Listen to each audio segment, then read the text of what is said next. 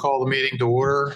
This is the regular board meeting, Pittsburgh Water, August 22nd, 2025.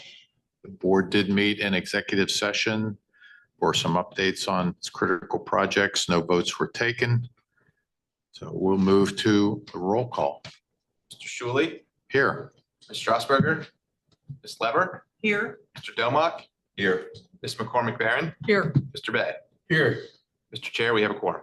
Thank you. Are there any speakers for public comment? All right, no speakers. We move to the approval of the meeting minutes of July 25th, 2025. May I have a motion? So moved. Thank you. Is there a second? Second. Any discussion? All those in favor of approving the meeting minutes of July 25, 2025, please indicate by saying aye. Aye. Aye. Aye. Any opposed? Any abstentions? One abstention. Okay, thank you. Next, we have the confirmation of CEO approvals. All CEO approvals from the prior month are confirmed. And we move to reports and updates. We start with the Finance Department. Mr. Barca. Morning, Chair, members of the board. Happy Friday. Included in your board packet is the finance report as of July 31st, 2025. Within the report, you will see the total receipts for July, or through July, excuse me, totaled $134.8 million. That represents 56.2% of the budget for the year. In July specifically, Pittsburgh Water collected $22 million, which is about $200,000 less than the budget for the month, which was $22.2 million. However, that aside, because of strong collections throughout this year, our year-to-date receipts are projected to be $243.8 million, which is $3.9 million or 1.6% above the budget for the year. So overall, we're still on a good footing. Departmental operating expenditures through July 31st of 25 totaled $66.8 million, or 51.4% of the budget for the year. Capital expenditures through that same period totaled $86.3 million, with our year-end capital expenditures projected to be $251.2 million. We're still on a good pace there. $44 million in debt service costs have been paid through July 31st of this year, and that represents about 49.5% of the total budget. And forecasted year-end debt service costs are projected to be $88.9 million, which is $4.7 million lower than the budget for the year. I will also note, though, that we have completed our second semi-annual debt service payment of $35 million 2 days ago, and you'll see that payment reflected on next month's board report. Lastly, I want to note and make the board aware that we are in the middle of budget season here at Pittsburgh Water. The fiscal year 26 operating budget recently kicked off, and the fiscal year 2026 through 2030 capital improvement plan has been ongoing for a few months now. Both of these processes will ultimately lead to a board education session in the fourth quarter of this year, requesting the board to approve the budgets in December, and then assuming approval, posting those on our website publicly for everyone to see. With that, though, I do want to thank Pittsburgh Water's internal management team for their participation in the process, and really looking forward to the continued support as we decide how to best allocate our resources going into 2026. That concludes my report for today. I'll turn it over for any questions. Very good. Thank you, Ed. Any questions or comments? I have a question, Ed. With prices still fluctuating in regard to the tariff situation, what are you assuming for next year's budget in terms of increases? So I thought before I came down here, what questions may I get? And this was one of them. So we're assuming a marginal increase in our budget for next year. I mean, this is, to be quite frank, this is one of the challenges that we have with this process is we're starting to formulate a budget without knowing what our revenues will be for the coming year. But while that's a challenge, one of the areas that we're trying to make a strength is really identify and list out all the priorities that we have within our budget, maybe new initiatives, continuations of projects, so then we can scale that as we get more information through this rating process. So the exact amount, we're still looking at all the priorities and figuring out what that revenue assumption needs to be, but that's something that's really going on now, kind of behind the scenes as we kind of get to December for final approval and board review as well. And then what about the cost side in terms of supplies, equipment? Yep. I mean, for those fluctuating too. Yeah, they are. So for those, we really look at our fixed costs first. So debt service, we look at salaries, benefits, things that we just absolutely have to pay. And then we look at other items that maybe are scalable, like buying new equipment. Like maybe we can defer that for a year if we had to. We may not want to, but that's something that we could look to do. Or just scalable services like service restoration. Like we have a backlog, we want to continue to allocate the resources appropriately, but we may need to make some tough decisions there and scale it up and down. It's just one example, right? So those are, again, kind of behind the scenes, we're kind of looking at those items just to make sure we're prepared for that if need be. Thanks. Okay. Any other questions or comments for Ed? All right, thank you, Ed. Thank you. Next, we have Rachel Beam on the engineering department. Morning, Chair Shuley and members of the board. I do have some slides this morning. Today, I'd like to start by highlighting the Woods Run Maredale Avenue Stormwater Improvements Project. This is one of the board resolutions, and I don't think we've discussed it before. Design of this project kicked off in 2017. Apologize. It's located in the northern portion of Riverview Park in the Perry North neighborhood. The stream base and wet weather flow currently discharges into a combined sewer that Pittsburgh Water owns at the intersection of Maredale Avenue and River Drive, which is call out 4 on the map. Our initial stream monitoring indicated a significant amount of soil that was entering our sewer system, primarily due to stream incision, inadequate drainage infrastructure, and lack of vegetation. The Riverview Park Stormwater Project was originally designed to reduce combined sewer overflows, or CSOs, but when Alcason's modified consent decree was approved in September of 2020 and the Clean Water Plan released, it was necessary for us to adapt this project. So as part of the Clean Water Plan, Alcason's project will address CSOs in the area. To avoid duplication of efforts, we modified our design to focus on flood mitigation along Maredale Avenue within Riverview Park. So these photos show the sewer at the intersection of Riverview Drive and Maredale Avenue, where the existing stream enters the combined sewer system. The picture on the top left is flow on a dry day with very little to no flow. And the next few pictures depict the level of flow during and shortly after wet weather events. And you can see the amount of sediment that is being deposited in transporters that enters our sewer system. So this project will enhance and restore stream networks within the park to better manage stormwater flows and mitigate flooding within the park. It'll stabilize stream banks within the park, redirect and store rainwater, and capture stormwater runoff using distributed green stormwater infrastructure systems. And these improvements will reduce sediment and debris in the streams and sewers and improve the trails. Trail improvements and reforestation will also be part of the project to enhance user experience and increase flora and fauna. Sorry. You guys, I can sit down, it's fine. So in 2019, thank you all for your patience. In 2019, this project was split into 2 phases. Phase 1 focused on upstream components and was completed in 2019.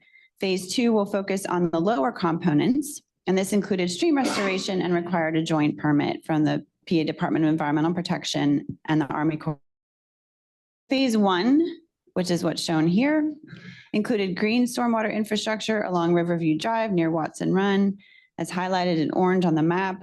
There are rain gardens that are visible on the surface to help capture stormwater and detain and slow release into streams that flow through the park. And again, this was constructed in 2019. The top left picture is the Watson's Run Rain Garden, which is located at call out 1 on the map. And the bottom left and middle picture are the Horseshoe Bend Rain Gardens. And the bottom right is a swale that collects runoff and directs it into one of those rain gardens. Phase 2 of the project will focus on stream stabilization and additional stormwater management. Upstream of our existing 48-inch sewer inflow at the intersection of Riverdale Drive and Maredale Avenue, there's quite a bit of work included, such as widening the floodplain of the main stream segment to reduce erosion and slow the flow of stormwater, installing a new control structure, diverting stormwater flow to a new stormwater management facility, and enhancing the entrance at Riverview and Maredale Avenue, and adding rain gardens along Maredale Avenue to capture stormwater runoff from the hillsides. These photos show some renderings at the intersection of Maredale Avenue and Riverview Drive. Stormwater will be directed to a new stormwater management facility designed to resemble a stream extension flowing down Maredale Avenue. These photos show existing conditions of the stream that will be stabilized, an image of an existing trail that to properly direct water into the stream and provide trail improvements. And that main trail on the top photo will be reduced in width, which you can see a sketch of that below, to create additional space to activate the floodplain. And finally, on this project, it included several unique considerations and opportunities, including the Friends of Riverview Park Committee is highly invested in this project, and they were highly involved. We did receive a grant from the Department of Community and Economic Development in the amount of $200,000 to pay for amenities. And we also received GROW grant funding for this project from Alcoasand in the amount of $1,212,000 approximately. Moving on, I have a brief update on our lime slurry system and sodium permanganate system improvements. This is also a board resolution later. This project is located at the chemical building of our Pittsburgh water treatment plant and includes the replacement of both the existing lime slurry and sodium permanganate storage and feed systems. This is including but not limited to chemical storage tanks, mixers, pumps, and appurtenances. On-site work began in March of 2025 and is approximately 60% complete, with substantial completion anticipated in February of 2026. There are photos of the brand new sodium permanganate chemical tanks being installed last week in the same room as our existing sodium hypochlorite bulk storage tanks. And this included the removal of skylights to facilitate that installation. In my past life, I have worked on projects where chemical storage tanks needed to be replaced, and it is quite difficult. So whoever decided to put skylights in there had some foresight. Finally, a couple updates on our water reliability plan. At the Highland Reservoir Pump Station, 4 new pumps were delivered to the site last Friday, which was very exciting, with 2 more to follow in the coming weeks. The sodium hypochlorite tanks have been installed and the roof is complete. That concludes my slides. And one more project update. Earlier this summer, as you may recall, contracts were executed for the Aspinwall Pump Station, Brecken Pump Station, and Clearwell Bypass Project, AKA ABC. We also closed on our Penvest loan for ABC on August 8th, and notice to proceed for the 4 prime contracts will be issued this Monday, August 25th. Our internal and external construction management teams have been preparing diligently all summer for the start of this project, which is by far the largest single project in Pittsburgh water's history. The following project is currently out for construction bids. The hydraulic valve replacement program located at the Pittsburgh Water Treatment Plant. Both general, mechanical, and electrical contracts and bids are due August 27th. Thanks for your patience, and this concludes my report. I'll turn it over for any questions. All right, thank you, Rachel. Any questions or comments for Rachel? Good stuff there. I'm happy to see those pumps getting in there. I didn't realize that the sodium and permanganate project was that large. I mean, just seeing now in the pictures and so forth, I mean, it's a huge project. Yeah, we've been using temporary sodium permanganate tanks, so this will be a very nice upgrade, getting those bulk tanks in. Great. I do have to ask, as a Pitt alum, did we choose the blue and or- The blue, I think, is just sort of standard, and the gold, I think, was probably just also standard for the motor. But The answer is I like the yes. thinking. The answer is yes, yeah. So yeah, sure. Of course. Those are University of Pittsburgh colors, so that's good. Yeah. All right, thanks, Rachel. All right, next we move to Chief Operations and Environmental Compliance Officer, Mr. Sideri. All right. going to give this a try. Yeah, right. Good morning, everyone.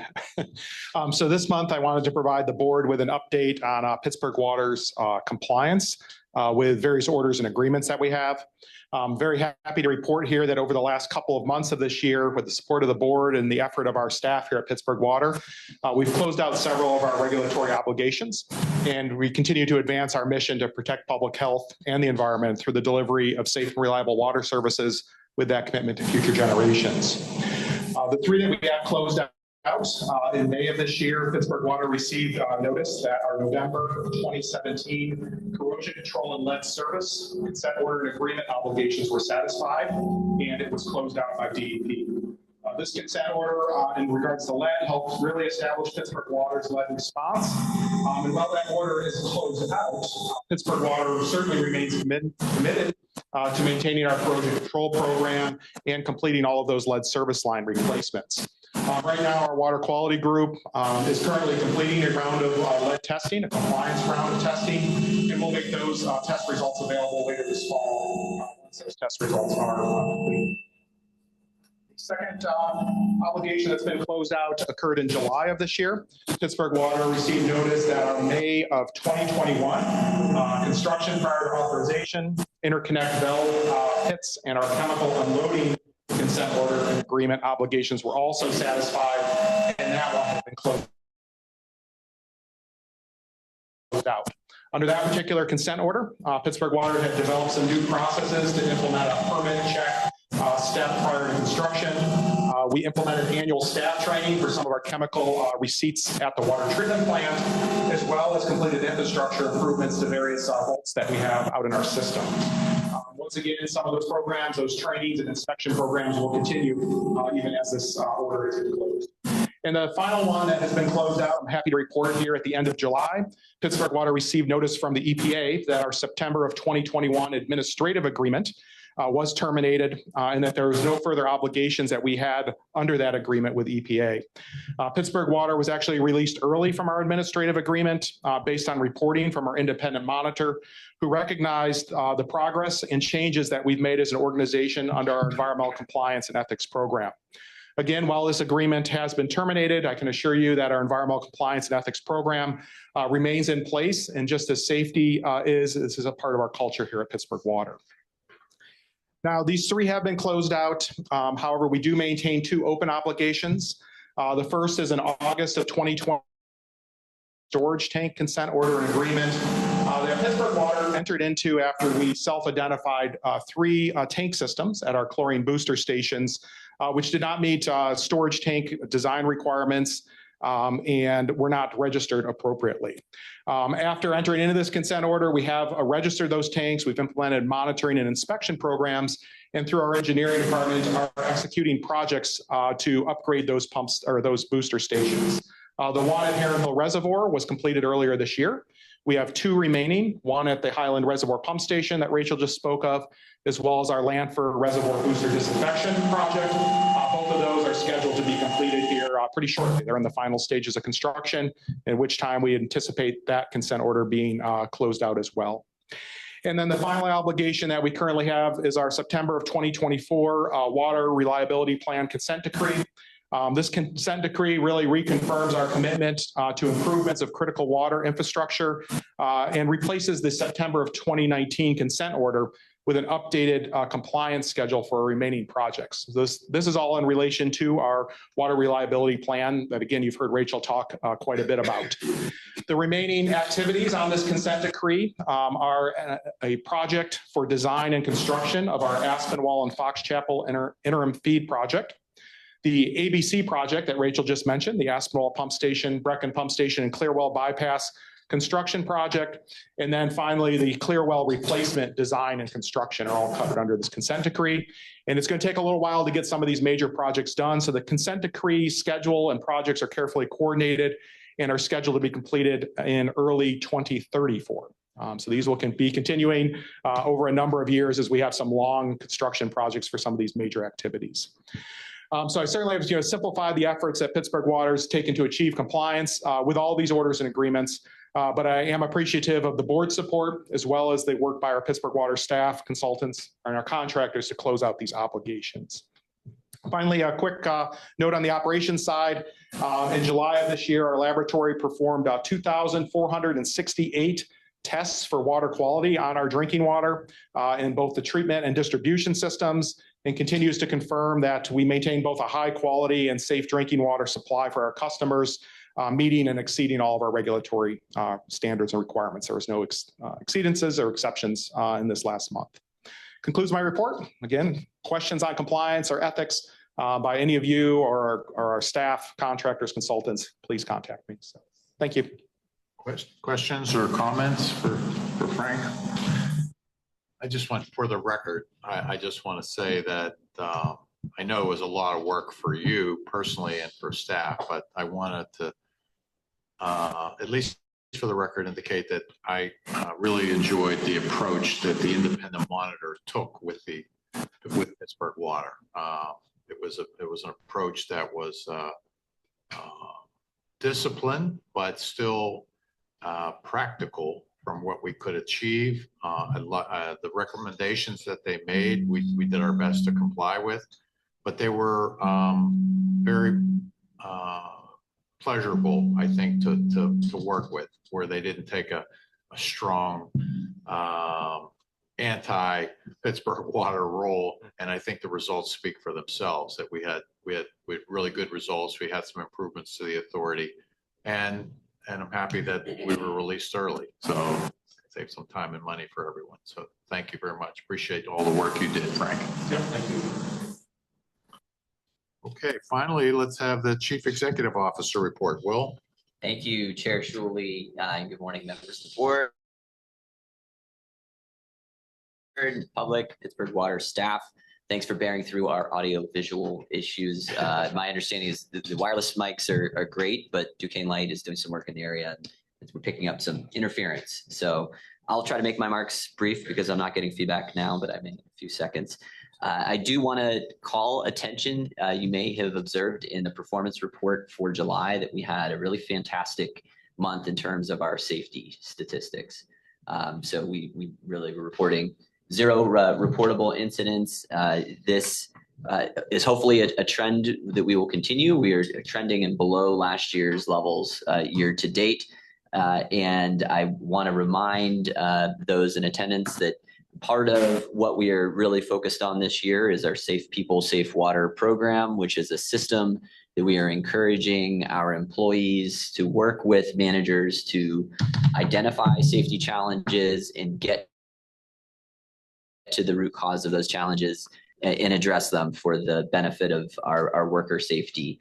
The system itself has been up and running just for a few months, and we have over 130 incidents logged, which is a testament to our team identifying these safety risks and us, again, collaboratively working through them to try to resolve them to root. It's a work in progress. We're learning a lot as we go, but I do want to thank the Pittsburgh Water team for being committed to our goal of 0 workplace injuries here in our future.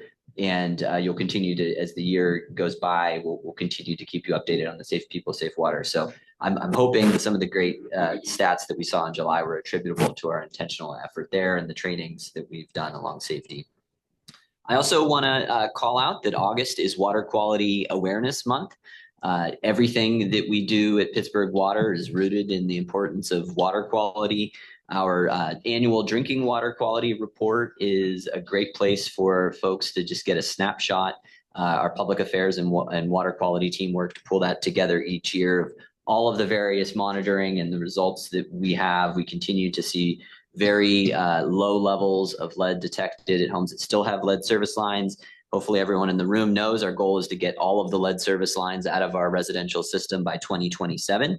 I made an intentional effort to mention that because there's lead service line replacement going on my block, and I'm talking to my neighbors and they don't know about it. And so I think we as a group, we talk about this work every day. At times we think we talk maybe too much about a certain topic like lead, but still I think the public is still, can use to be educated a bit more on what we are up to here at Pittsburgh Water. So my ask to you all, influential folks in the room in Water Quality Awareness Month, is maybe just tell someone who may not know what we're up to about the importance of what we're doing with respect to water quality. I also, water quality, we talk a lot about drinking water, but the wastewater and sewer conveyance side of the house is equally as important in managing more miles of pipe than we have on the drinking water side, about 1,200. I think Frank likes to frame that as that, if you take that and you made it all one long pipe, it would be the distance from Pittsburgh to Denver. So a large, vast system of wastewater conveyance, some of it combined sewer, some of it separated sewer. And that team is equally as responsive to emergencies, especially when we have flooding and backup events. So I want to call out the importance of that, because while that's not necessarily our drinking water, downstream it's someone else's drinking water, and we have an obligation to maintain the water quality in our rivers and streams. Two quick water quality tips that I like to share, because one is wash your car at a car wash. Actually, it's a better way from a water quality perspective. The car washes are permitted and designed to take that cleaning water and convey it appropriately. So if you have a spouse or loved one telling you to wash the car, you can take that off your list, take it to the car wash, let the pros handle it. That's my excuse. And then the other, pick up after your pet. So that pet waste that some irresponsible pet owners leave behind finds its way into our wastewater stream, and that causes water quality issues. So that is another tip for Water Quality Awareness Month. I want to thank the board for everything you do that allow us to prioritize and fund our water quality projects. And with that, I'll turn it over to the board if there are any questions. Any questions or comments for Will?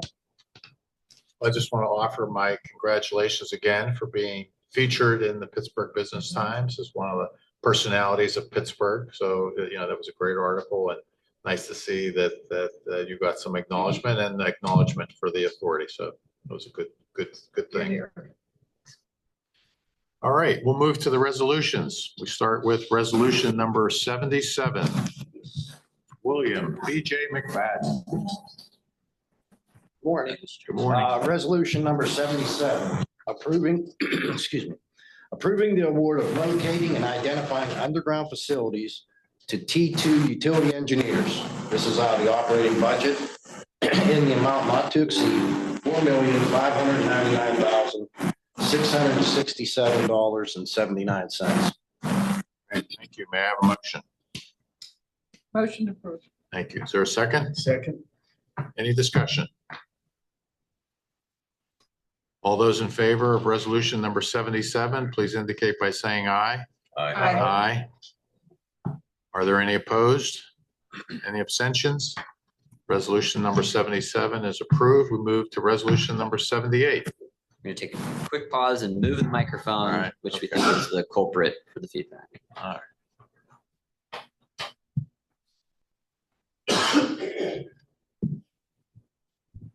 Everything was going well until Rachel's presentation, though, so maybe it's her.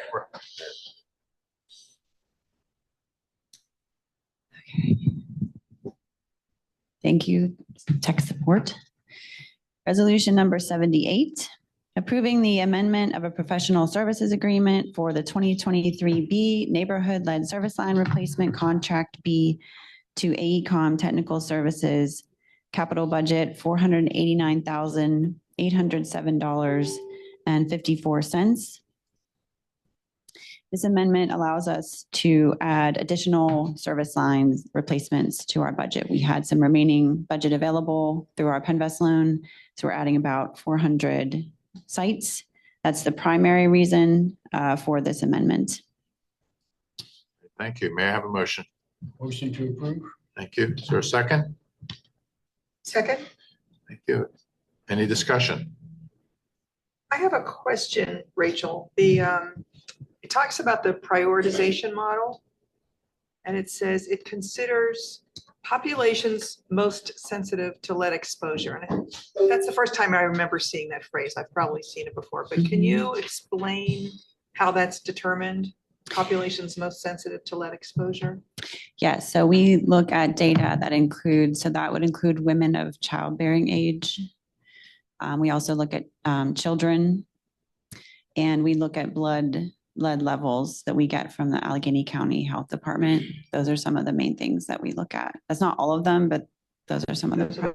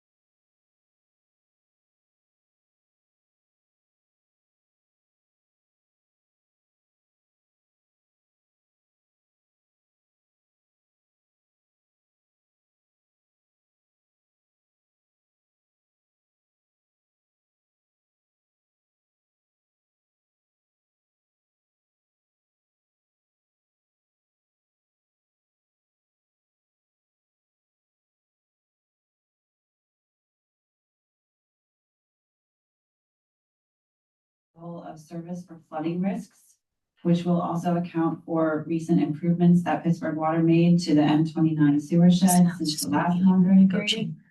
Performing supplemental model analysis of planned regional project improvements associated with that diversion structure, and evaluating the current 4-mile run project design and engineering alternatives. Thank you. May I have a motion? Motion approved. Is there a second? Second. Any discussion? I think we'll have a roll call vote here. I am going to be abstaining on this resolution because of a prior contractual arrangement, so. Mr. Julie? Abstain. Ms. Lever? Aye. Aye or nay? Mr. Mr. Dillon? Yes. Ms. McCormick Barron? Aye. Mr. Beth? Aye. Yeah, we have the resolution that has passed. Right. Thank you. So resolution number 80 has been approved. So they have audio for you, but not Pause visual. for one moment, I'm afraid. Did we lose the Zoom connection? We still on Zoom? Very good. Where's, We're good? Okay, sorry. Resolution 81. Resolution 81, approving a change order for construction of the lime slurry system and sodium permanganate system project to Coastal Industrial. Capital budget, $510,786. this is painful. This change order is primarily for items requested by the city of Pittsburgh related to building safety, including the addition of fire-rated interior walls to separate the new sodium permanganate storage tanks from our existing sodium hypochlorite bulk tanks, and the installation of 2 additional doors. It also includes modifications to the existing fire sprinkler system, fire alarm device layout, and electrical and instrumentation systems. And finally includes costs for additional scaffolding needed to remove conduit and piping conflicts to accommodate that new firewall that we are installing. Thank you. May I have a motion? Thank you. For a second. Thank you. Any discussion? All those in favor of resolution number 81, please indicate by saying aye. Aye. Are there any opposed? Any abstentions? Resolution 81 is approved. We move to the final resolution, resolution number 82. Resolution 82, approving a change order of an operating contract for construction of the 2025 surface restoration project to A. Felino Construction, and an amendment of a professional service agreement operations for construction management in progress and inspection services to Hatch Associates Consultants. Cumulative operating budget, $3,220,000.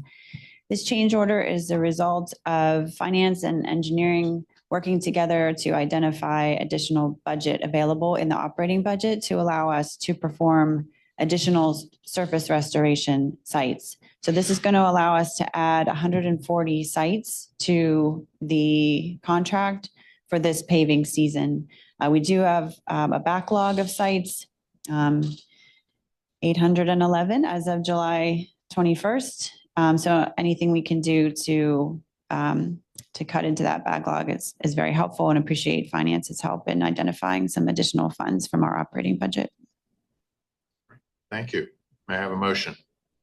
So moved. Thank you. Is there a second? Second. Any discussion? Yeah, first of all, a thumbs up. I've done a little sifting through the archive and found in 2025, 2024, 2023, the August meeting has always had what can we get done with the rest of the construction season? Before that, it was a little more random, like I found in October, I found in July. So whether it's coincidence or not, it looks good. So take credit for it. It looks kind of tight and organized in reviewing where we are in the construction season. So the question from there is, if I have 2 areas, let's say, for example, one has a lot of restoration to be done, the other has fewer jobs, but got some ones that are getting kind of stale. Maybe this doesn't have to be answered now, but what exactly are the metrics used to do the triage?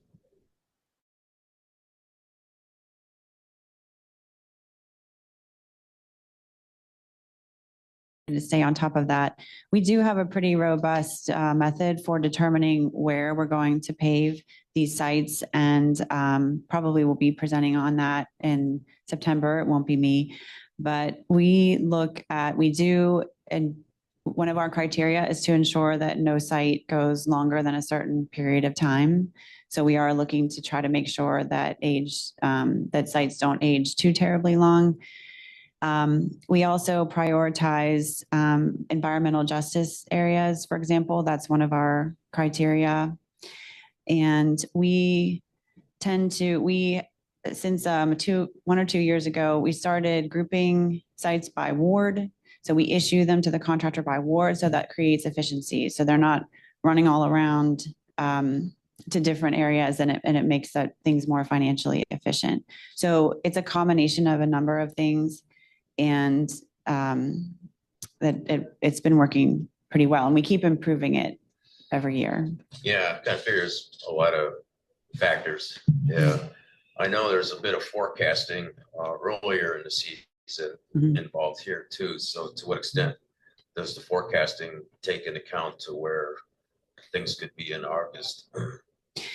So every year for the operating budget, we do forecast how many sites we think we're going to add to the backlog. It's about roughly 20 sites per week that come up as a result of operations work.